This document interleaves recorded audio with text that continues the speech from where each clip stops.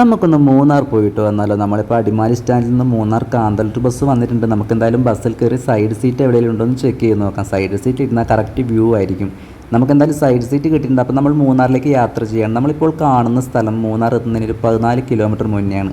ഈ ഒരു view point കിടിലൻ സ്പോട്ട് തന്നെയാണ്. കാര്യം എന്താണെന്ന് വെച്ചാൽ ഇവിടെ നിന്ന് തുടങ്ങി മൂന്നാർ ടൗൺ വരെ ഈ ഒരു സ്പോട്ട് നമ്മൾ കണ്ടിന്യൂസ് ആയിട്ട് നമ്മൾ കാണുന്നതായിരിക്കും. ഈ ഒരു വ്യൂ പോയിൻ്റ് പ്രത്യേകത എന്ന് പറഞ്ഞാൽ മഞ്ഞും മഴയും താഴ്വാരങ്ങളും എല്ലാം കൂടി നമുക്ക് ഒറ്റ ഫ്രെയിമിൽ കാണാൻ പറ്റും. നമ്മളത് യാത്ര ചെയ്ത് പോവുകയാണെങ്കിൽ നമുക്ക് കാണുന്നതിന് വേറൊരു വൈബായിരിക്കും. അതുപോലെ തന്നെ നമ്മളവിടെ നിന്നിട്ട് വൈബ് എടുക്കുകയാണെങ്കിൽ അത് വേറൊരു പക്കാ വൈബ് തന്നെയാണ്, പറഞ്ഞറിയിക്കാൻ പറ്റില്ല.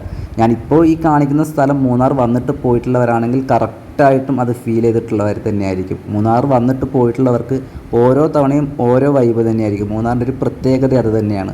മൂന്നാറിൻ്റെ ഒരു ക്ലൈമറ്റ് അങ്ങനെയാണ്. നമുക്ക് എങ്ങനെ പോയാലും മലയാളികൾക്കല്ല, രാജ്യത്തുള്ള ഏത് ആൾക്കാർക്കായാലും ലോകത്തുള്ള ഏത് ആൾക്കാർക്കായാലും മൂന്നാറിൻ്റെ ഒരു ക്ലൈമറ്റ് തീർച്ചയായിട്ടും ഇഷ്ടപ്പെടും.